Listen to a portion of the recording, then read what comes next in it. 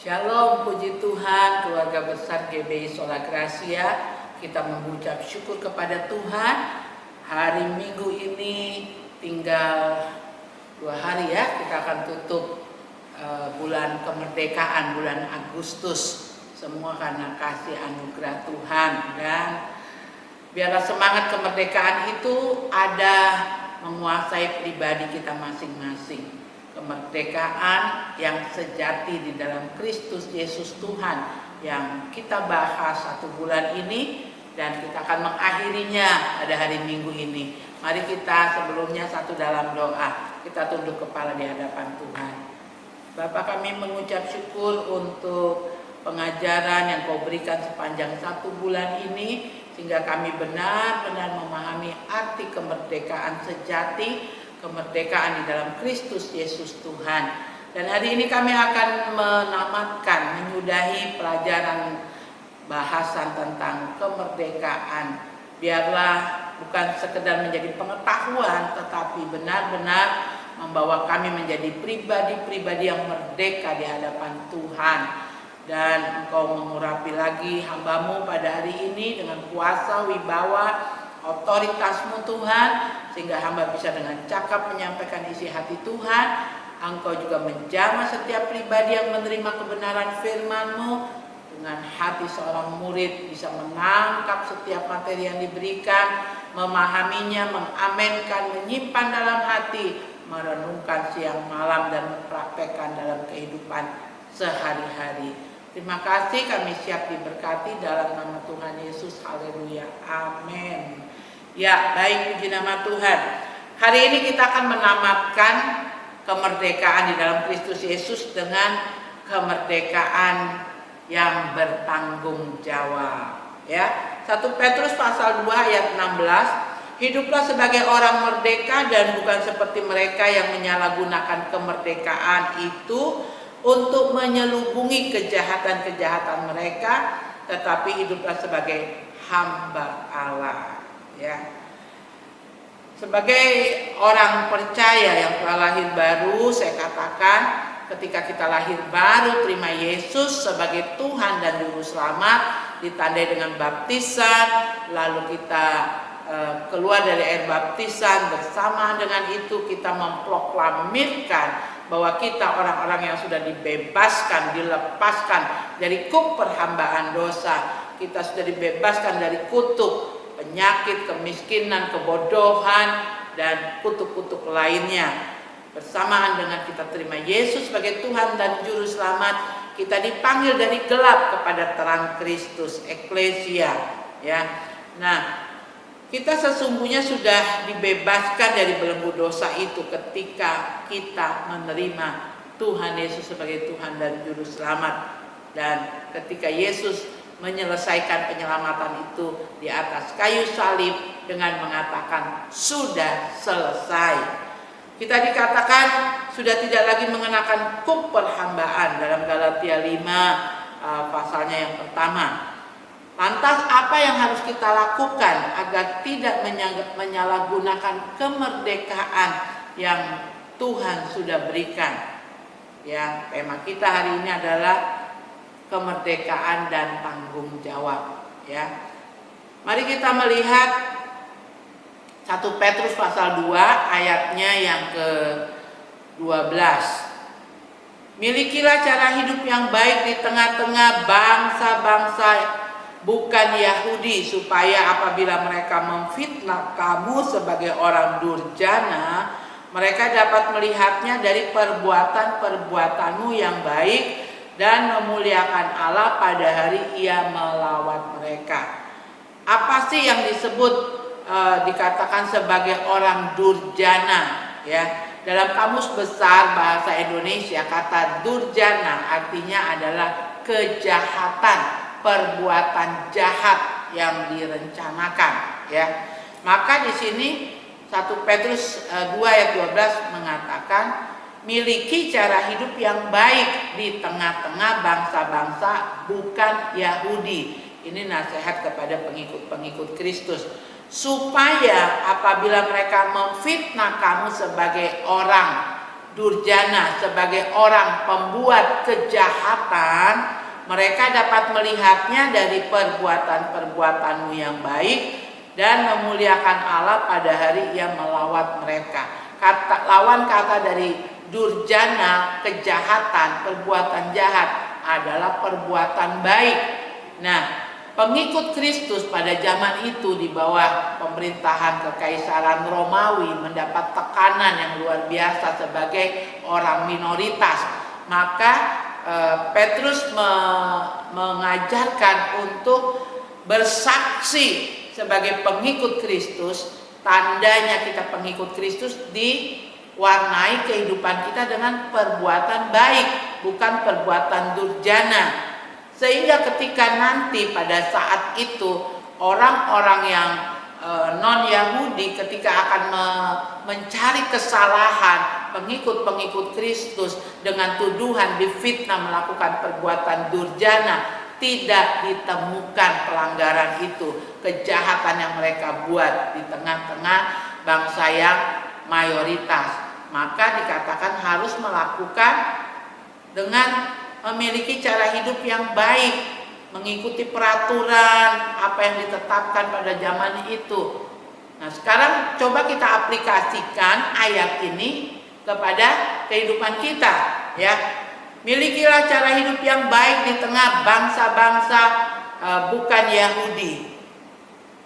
Di antara bangsa-bangsa yang majemuk di negeri kita yang luas ini, dari Sabang sampai Merauke, ya, ada berbagai iman percaya, suku yang berbeda, budaya yang berbeda. Kita ini orang-orang yang dibilang minoritas di antara yang mayoritas. Nah, sama seperti orang Kristen, orang Yahudi pada waktu itu di antara orang-orang non-Yahudi. Nah, kalau kita sebagai warga negara yang sudah merdeka, ya, merdeka di dalam Kristus dan merdeka sebagai bangsa, lalu kita ditempatkan Tuhan di antara warna-warni suku yang ada di Indonesia, iman percaya yang ada di Indonesia, maka firman Tuhan ini juga jadi pesan moral buat saudara dan saya, miliki cara hidup yang baik. Bagaimana cara hidup yang baik? Ikuti peraturan yang ditetapkan oleh pemerintah. Seperti saat ini di tengah virus corona, kita harus memakai semua peraturan protokoler kesehatan, itu kita harus taati. Sehingga ya ketika kita mungkin orang tidak suka, orang mencari kesalahan kita, didapati kita ini melakukan hal yang baik, bahkan bukan cuma baik, hal yang benar. Ya, sebab baik belum tentu benar, tapi kalau benar sudah tentu baik, ya. Jadi miliki cara hidup yang baik, miliki kehidupan yang tertib, tertib hukum. Hukum di Indonesia banyak, hukum berlalu lintas, ya, hukum di lingkungan kita tinggal di RT, hukum warga negara harus punya KTP dan lain sebagainya. Peraturan itu harus kita kerjakan.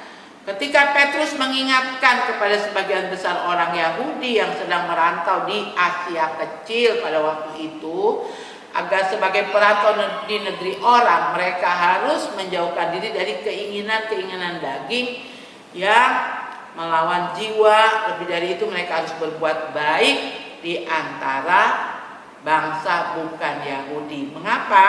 Karena bangsa Yahudi itu merupakan bangsa pilihan yang harus menjadi berkat bagi bangsa-bangsa lain.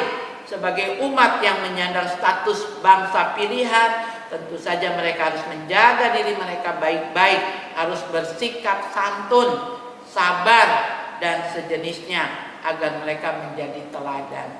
Orang Yahudi ini dikenal sebagai bangsa pilihan, umat pilihan Allah, anak sulungnya Allah, ya. Nah, sekarang kita juga dikenal di tengah bangsa yang majemuk ini sebagai orang Kristen. Orang Kristen itu pengikut Kristus. Apa sih ajarannya Kristus? Hanya dirangkum dalam satu kata, yaitu kasih. Perlihatkan kasih itu, kepedulian kita, ya kepada lingkungan yang paling dekat, di Yerusalem, di Yudea, di Samaria, bahkan sampai ke ujung bumi. Jadi perhatikan baik-baik, Rasul Paulus mengajarkan untuk bersikap santun, sabar. Santun ini bukan cuma ketika berhadapan dengan orang. Sopan santun itu, etika itu banyak. Ada etika berbicara, etika berpakaian, etika dalam pergaulan, etika dalam menggunakan media sosial, Facebook, Instagram, YouTube. Apa yang direkam, apa yang saudara tulis di Instagram saudara, apa yang saudara tulis di Facebook saudara, itu ada etikanya, ada sopan santunnya. Bukan maki-maki di Facebook, menyindir-nyindir orang, mencari kejelekan, kesalahan orang lain. Kita hidup di dalam satu hukum saja. Dunia mengenal kita orang Kristen. Apa Kristen? Pengikut Kristus. Cirinya apa? Ajarannya tentang kasih. Itu yang pertama. Kemerdekaan yang bertanggung jawab dibuktikan dengan kita hidup memiliki kehidupan yang baik, kehidupan yang benar di tengah-tengah angkatan yang bengkok ini. Ya, itu yang pertama. Sekarang yang kedua. Yang kedua adalah miliki kesadaran bahwa kita hanyalah pendatang dan perantau. Ya. 1 Petrus pasal 2 ayat yang ke-11. Saudara-saudaraku yang kekasih, aku menasehati kamu supaya sebagai pendatang dan perantau kamu menjauhkan diri dari keinginan-keinginan daging yang berjuang melawan jiwa. Ya, Rasul Petrus mengajarkan agar kita sebagai orang pilihan Tuhan harus senantiasa memiliki cara pandang terhadap diri kita sebagai orang-orang pendatang dan perantau. Ya, kalau ada orang dari luar Papua datang ke Papua nih, ya kita tanya, sudah berapa lama di Papua? Oh sudah 30 tahun. Betah ya di Papua? Oh iya saya betah di Papua. Lalu mau selamanya di Papua? Oh tidak, nanti setelah pensiun saya akan pulang. Di hari tua saya akan kembali ke kampung halaman saya. Saudara pernah dengar hal-hal seperti itu? Atau bahkan kita seperti itu. Sekarang kita hanya merantau di Papua, ya, mumpung masih kuat, masih sehat. Nanti begitu kita tua, kita mau menikmati hari tua di kampung halaman kita. Nah, Rasul Petrus mengajar buat saudara dan saya, ketika engkau sedang menikmati semua yang ada di dunia ini, ingat, gak selamanya itu semua tidak abadi. Satu kali kita akan pulang ke negeri yang permai, surga yang permai. Ingatlah bahwa saudara dan saya adalah bukan warga negara di dunia ini, ya. Tetapi ada nasihat dalam Filipi, demikian bunyinya ya.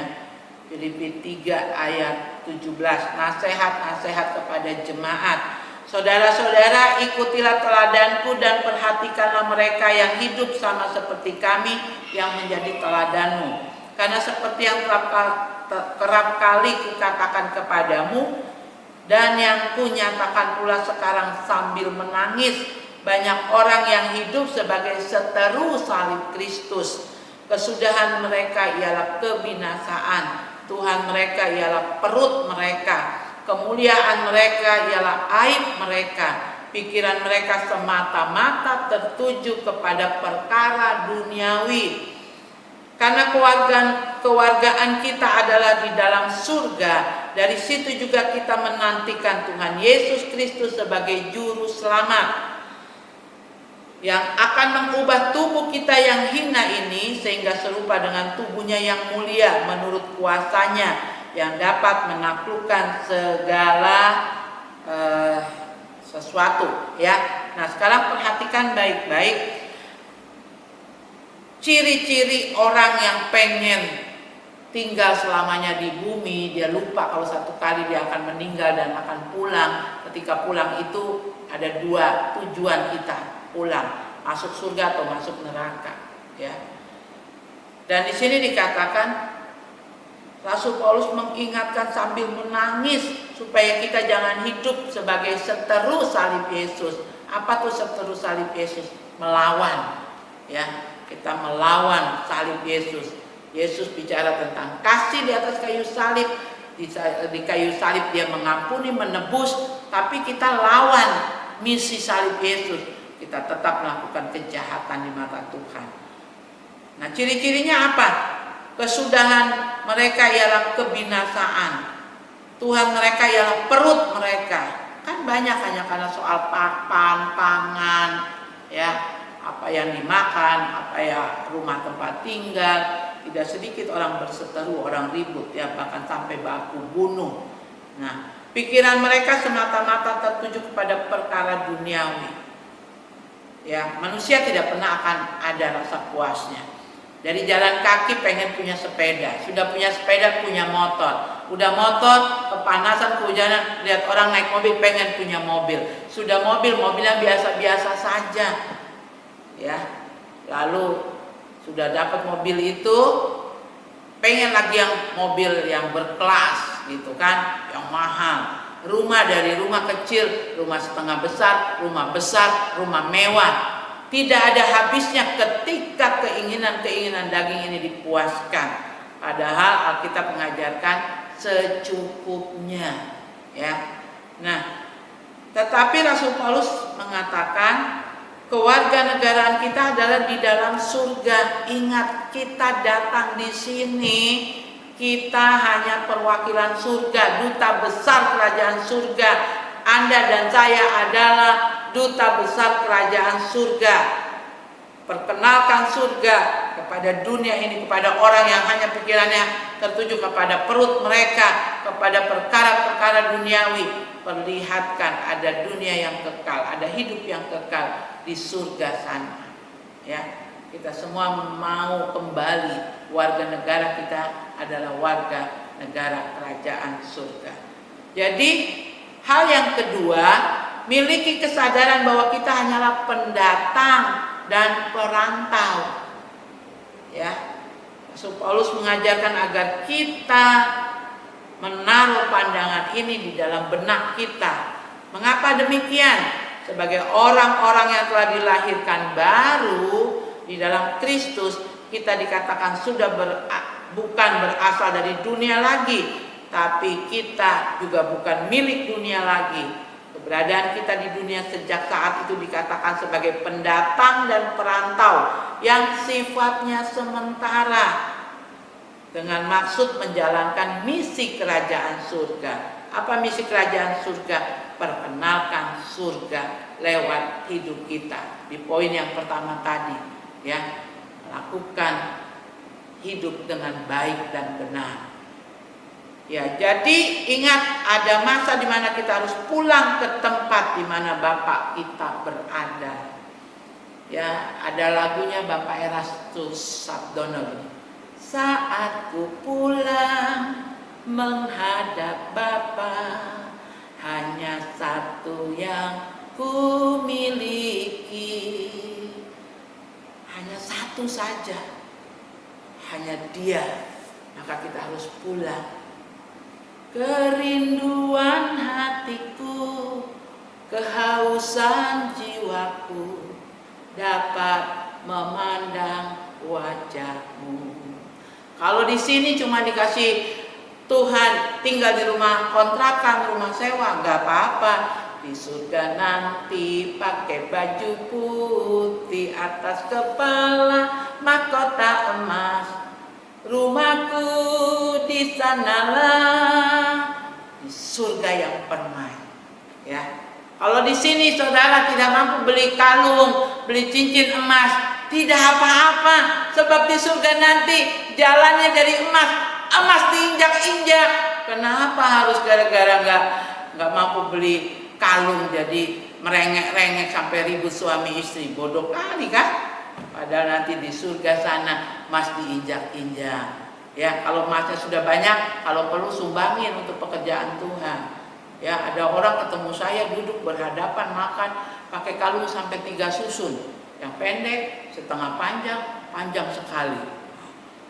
cincinnya emas, jam tangannya emas, kacamatanya emas, waktu ketawa giginya kuning tapi bukan emas, ya itu kan bahaya, benar nggak? Jadi apapun yang Tuhan berikan sekarang di dunia ini, kita sebagai suami, sebagai istri, sebagai anak, ini sifatnya sementara saja.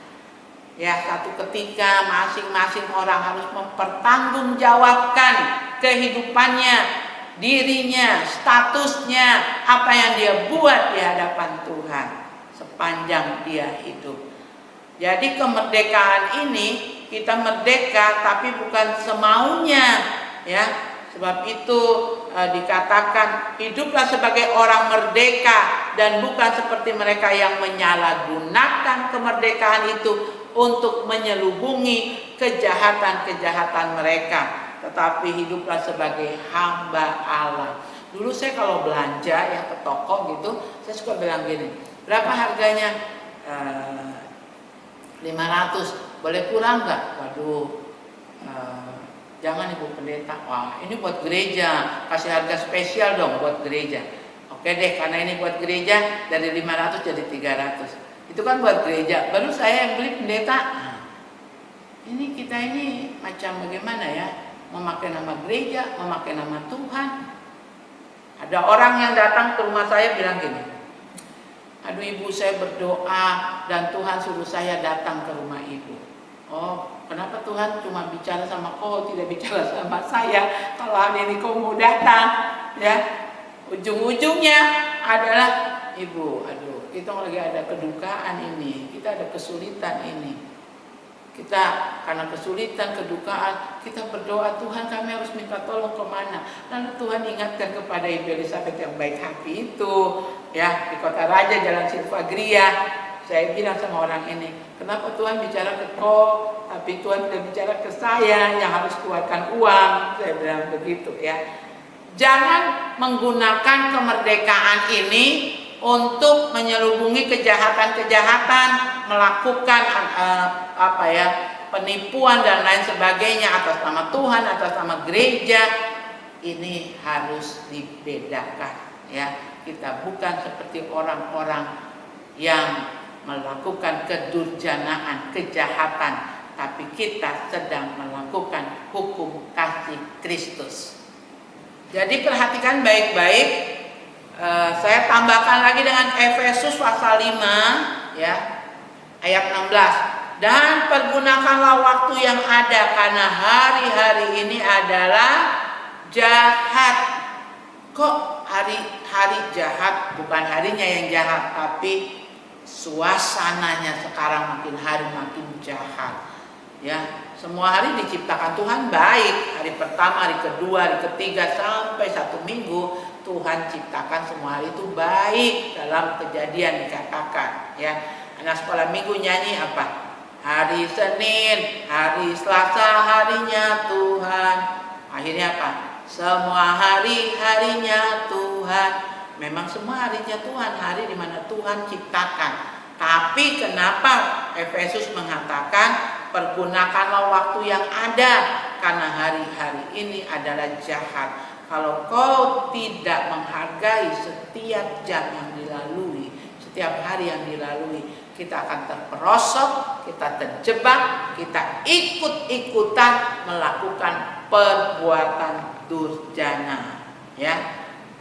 Jadi mari tunjukkan bahwa kita bukan orang-orang kelompok durjana, tapi kita adalah orang-orang yang melakukan perbuatan baik, perbuatan yang benar di mata Tuhan.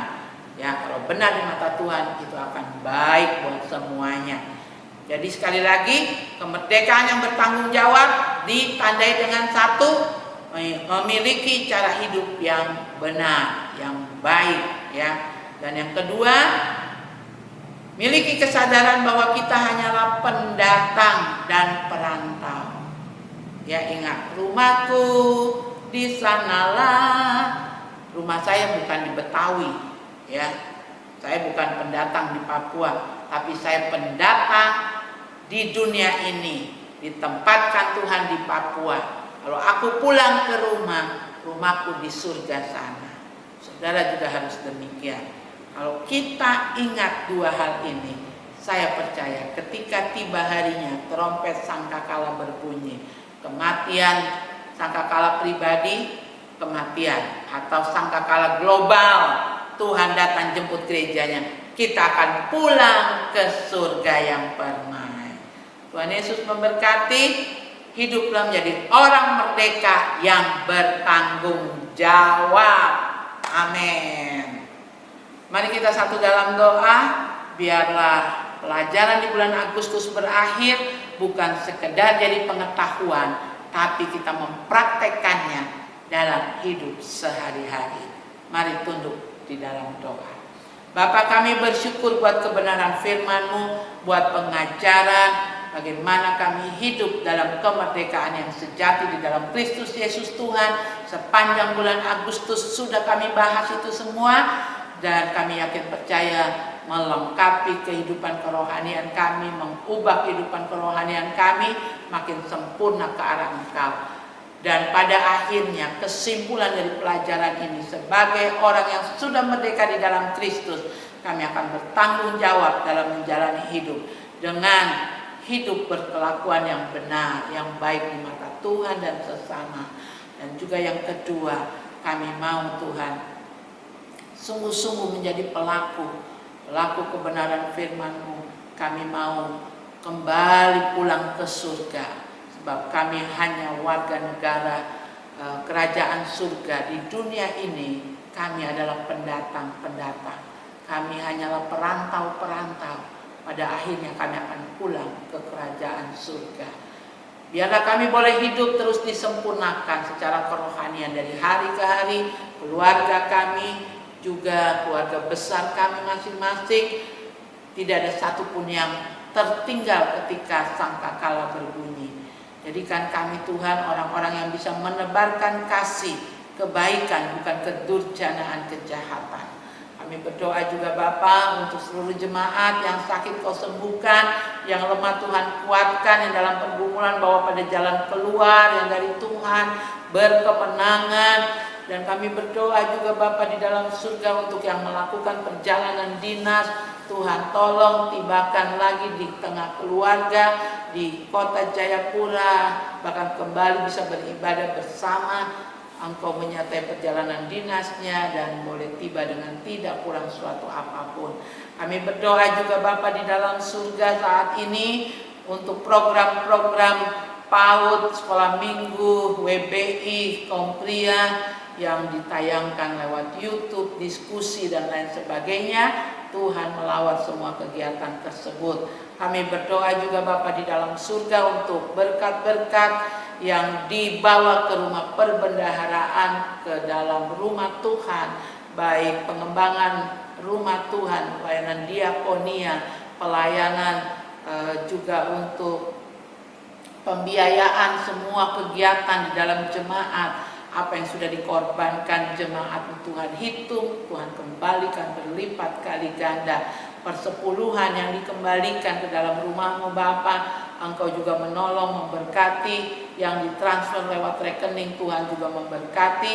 Kami berdoa Bapa, biarlah semuanya dikelola dengan baik sehingga Sola Gracia dan Sola Gracia Ministry terus bisa bergerak untuk menyampaikan, menjalankan misi amanat agung dan kasih. Terima kasih Bapa, kami berdoa buat kota kami Jayapura, kami berdoa untuk Provinsi Papua, Papua Barat, untuk tanah Papua, untuk bangsa negara kami Indonesia. Yang terbaik ya Tuhan Kau nyatakan atas negeri kami, atas para pemimpin-pemimpinnya dengan takut akan Tuhan, menjalankan roda pembangunan pemerintahan yang ada. Kami berdoa untuk Sinode Gereja Bethel Indonesia, di mana kami bernaung, biar kiranya gereja ini juga menjadi gereja yang makin kudus, makin am di mata Tuhan, jadi berkat bagi organisasi gereja lainnya. Terima kasih Bapa di surga. Saudara-saudara yang kekasih di dalam Tuhan, mari arahkan hidup kita. Terimalah berkat yang berasal dari Allah Bapa, berkat yang berasal dari Tuhan Yesus Kristus, dalam persekutuan Roh Kudus-Nya menyertai hidup saudara dan saya, tinggal menetap dalam hidup kita semua dari siang ini sampai Maranatha. Haleluya. Amin.